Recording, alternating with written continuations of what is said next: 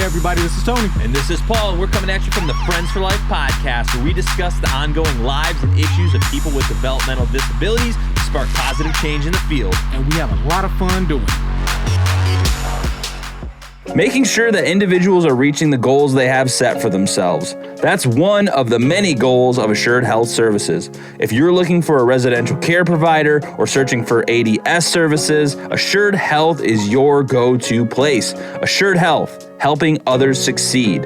Learn more at assuredhealthohio.com or call 419-442-8066. Hey, man. Awesome. We're about halfway through? Yes. Halfway. All right. We've solved everyone's retention problem. Yeah.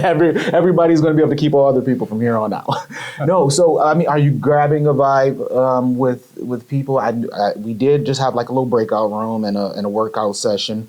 And I had some awesome people in my group. It seemed like we had some really good conversations involving empathy, involving expectations that we have for our new hires, even up to our, senior lasting people. Right. But do you feel the vibe? Like people are getting this? Yeah. What I always look for, are there conversations going on at the tables? Are people engaging with one another? Because I think one of the real benefits of doing these workshops is the fact that providers get to learn from one another.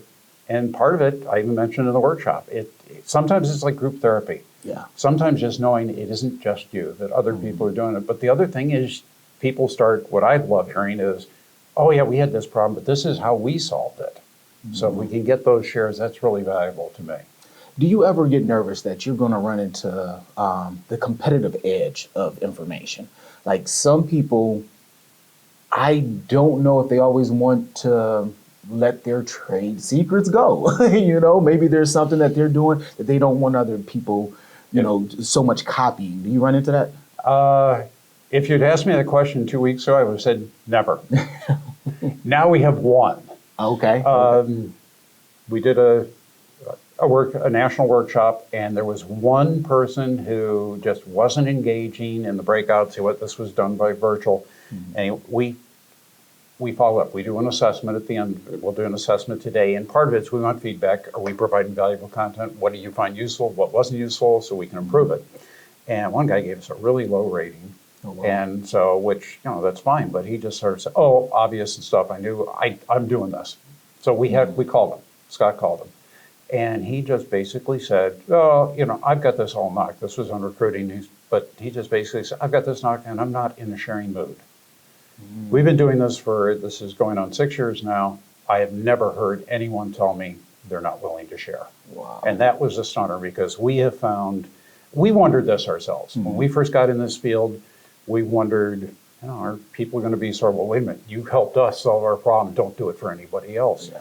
But instead we found no. As a matter of fact, our very first client, which was Scott Mesnet, Resident Home Association of Denver, he mentioned in the podcast a few weeks ago, they encourage us to talk to other providers. They figured that the more we learned, the more we helped others, the more value we bring to them. So with that one exception, we have found people are very willing to share. Yes. Very helpful. So. Well, that's good to know. The Reliable Drug and Alcohol Testing Clinic is a leading provider and convenient source of pre-employment and occupational type testing.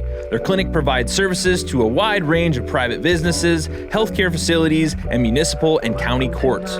Reliable is an independent, locally owned clinic. As a result, they provide their services at a lower cost than the major hospitals, have faster turnaround times on test results, and eliminate the long waits typically incurred at these larger facilities.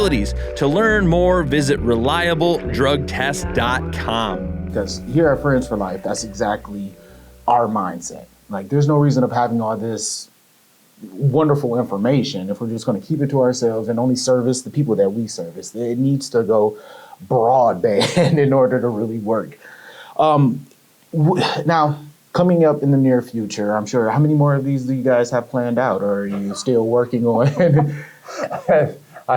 All I know is right now we're booked through August. Wow, nice. Or just about. I know we're going to be doing a series for Sandusky Board of DD. Okay. So just similar to this, only a 3-part workshop series. So we'll do recruiting, anti-ghosting, one on retention, one on culture. Going a little bit more in depth on each. Good. We're doing 3 more. Well, Scott's doing one today for Access, a national one on recruiting and anti-ghosting. So we're getting a lot of opportunities to speak. Good. And how's the book going? I mean, it's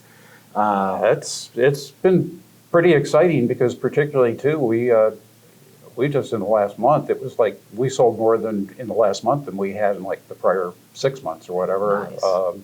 The Access National Workshop gave us some attention.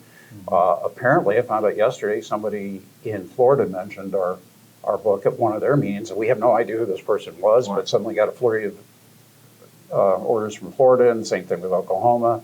Somebody in Albuquerque ordered 25 books. Nice. Because they're having their entire team read them. That's good. And anybody listening and watching here at Friends for Life on the podcast, please take a look at the book. Awesome information, and it's very informative for those who don't even know that they have a problem. No.